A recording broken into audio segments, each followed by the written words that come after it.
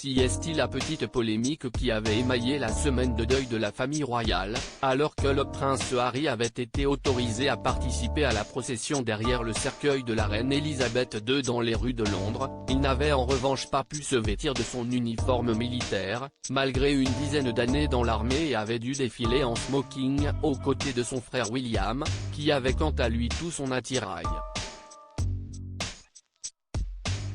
Pourtant, le pays entier le sait, le fils cadet du roi Charles III est très attaché à l'armée et y a passé de nombreuses années, acceptant même de servir pour le Royaume-Uni en Afghanistan pendant différentes missions.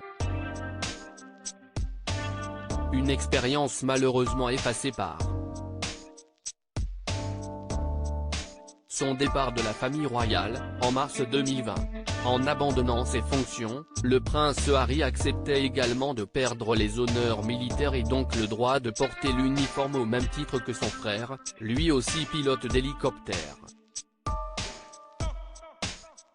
Un constat qui l'avait attristé, mais qu'il avait accepté, sûrement pour ne pas faire trop de scandale dans un moment pareil.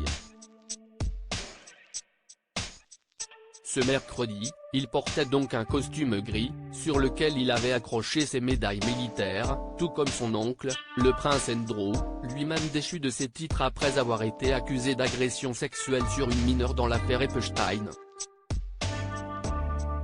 À leur côté, le prince William, le roi Charles III mais également la princesse Anne et le prince Edward avaient quant à eux revêtu leurs habits d'apparat. Mais en apprenant qu'Andrew York devrait finalement avoir le droit de porter son uniforme exceptionnellement ce vendredi soir pour une dernière veillée de sa mère avec ses frères et sœurs, le roi Charles III, la princesse Anne et le prince Edward, le prince Harry a vu rouge.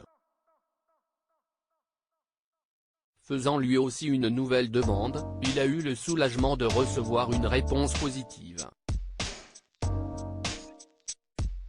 Ce samedi, on devrait donc le revoir en uniforme pour la première fois depuis des années aux côtés de son frère et de ses cousins.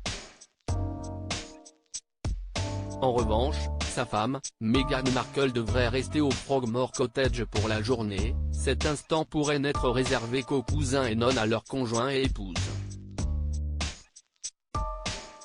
Kate Middleton, nouvelle princesse de Galles, n'a pas non plus été annoncée, tout comme Mike Tyndall, Jack Brooksbank ou encore Edoardo Mapelli Mosey, les maris de Zara Phillips et des princesses Eugénie et Béatrice.